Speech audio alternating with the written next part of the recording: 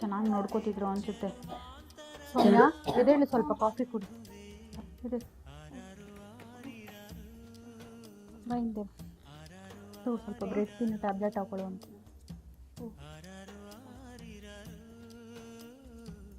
Coffee ಕುಡಿ, ಸ್ವಲ್ಪ coffee ಕುಡಿ, ಸ್ವಲ್ಪ ಕುಡಿಯಮ್ಮ. ತಗೋ ಸೌಮ್ಯ ಟ್ಯಾಬ್ಲೆಟ್ ಹಿಡ್ಕೊಳಮ್ಮ.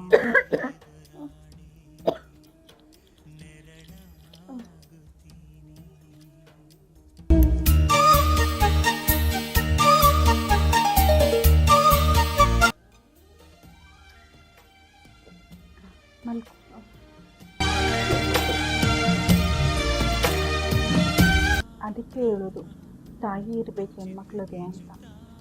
ಆ ಬ್ರಹ್ಮ ತೋಚಿದ್ದು ಗೀಚುತ್ತಾನಮ್ಮ.